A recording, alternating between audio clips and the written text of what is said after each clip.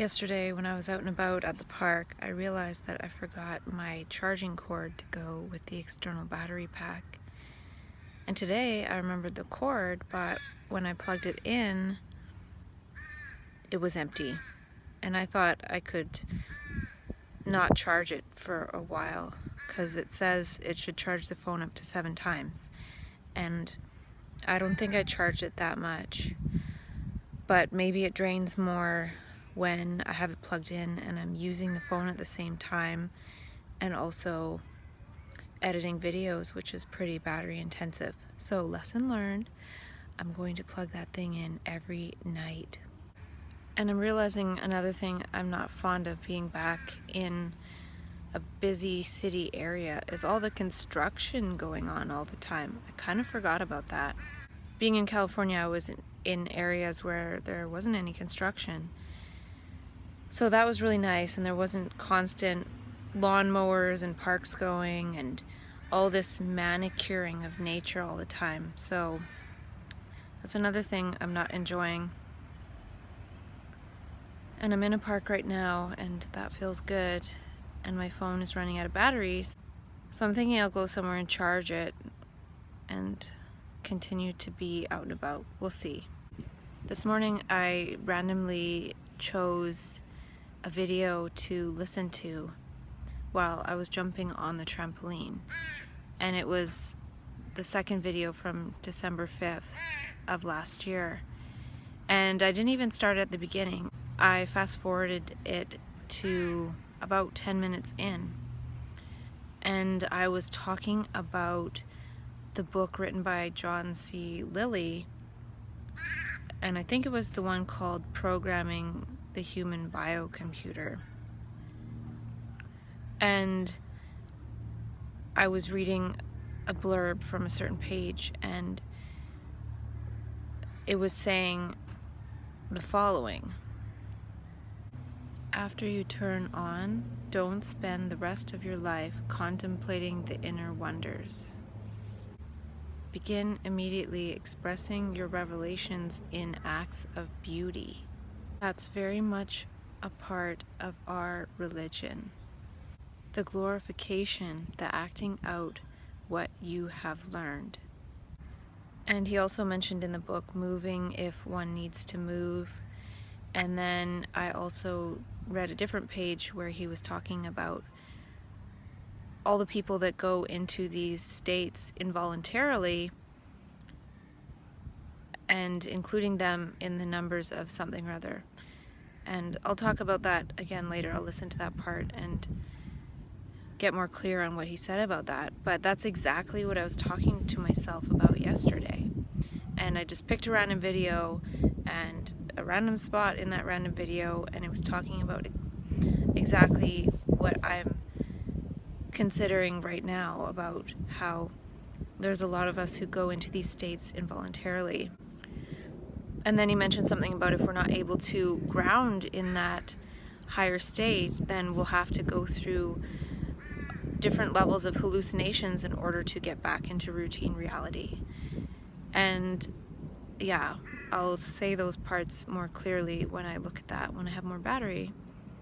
But I just wanted to mention that to myself, that it's interesting that I picked that video randomly and it sort of had a relevant message for me, especially regarding the acts of beauty, because now that it's going to be the 1-year mark on September 11th of doing these videos a lot, and I've talked about getting into embodied action more, and I still haven't figured that out to my liking.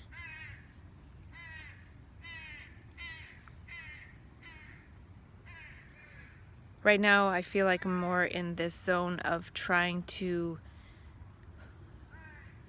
figure out what really resonates with my nervous system and what doesn't.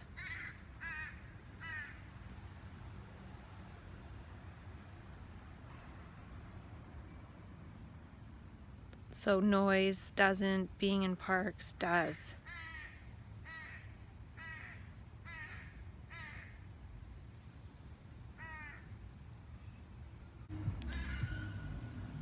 Yesterday I drove to the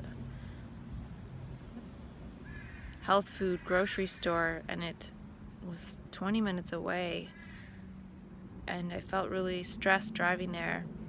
So I got myself some goji berries as a reward and ate them on the way back, and I felt relatively calm on the way back.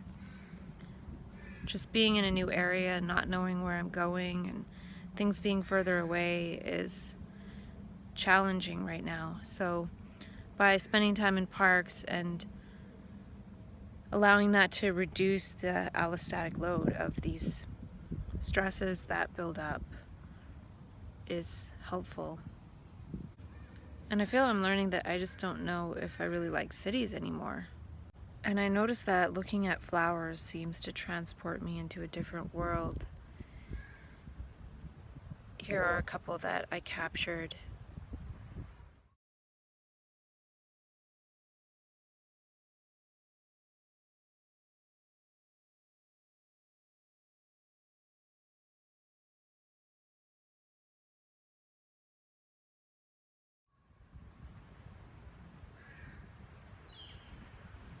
Acts of beauty, looking at beauty acts on the brain as well. These are all things that I've discovered along the way, but on a daily basis I really forget and I don't know how to operate. And I've been thinking about this word and this possible business idea of synchronicity, and how I'm not really sure what it's all about, but this morning I had an insight around it being the possibility of creating a new world for people who have been labeled to move into a different trajectory, and I really don't know what that trajectory is. For me, personally, in my own self-direction, it would be to move myself away from medications, which I've done. So now that that is done, I feel like I need to create a different world for myself in order to figure out how to live and in what ways I would like to function, because I'm seeing that just going back into functioning in all the noise isn't going to be good, because it makes me feel quite stressed out, and then that stress could be perceived as worsening of an illness, or it could actually accumulate to the point where I am freaking out in a certain way. Just the other day, people were noticing that I was struggling, and I don't feel like I'm struggling when I'm sitting in a park.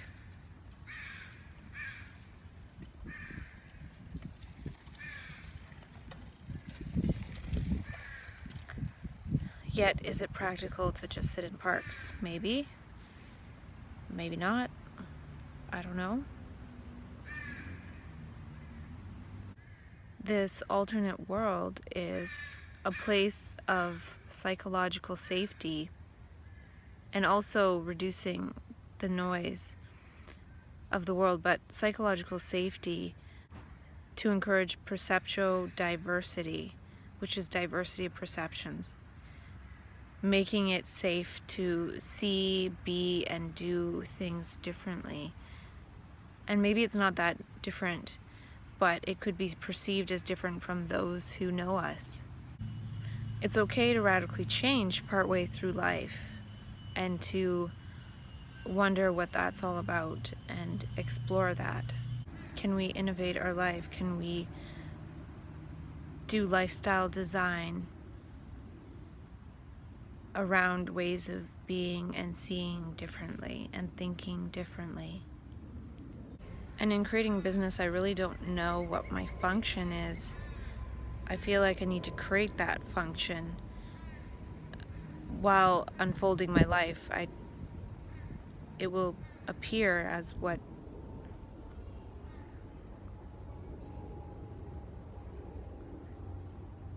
and I'd like to invite others into participating in the transformation of insanity, to explore what else it might be than that. Can we unlearn what we've been told to believe about ourselves through action, through acts of beauty? And I was thinking about how a lot of the technology and computers of Silicon Valley apparently stemmed from the use of psychedelics like LSD. And I don't know the whole history and whole story, but those altered states contributed to a huge industry and a huge benefit to society. And I feel like our non-volitional altered states have a similar role to play, yet we haven't come together to unfold what that is. And I could be wrong about all of that, but it'll make an interesting journey. I don't know what I'm talking about, though there is some kind of magic out there, or in here.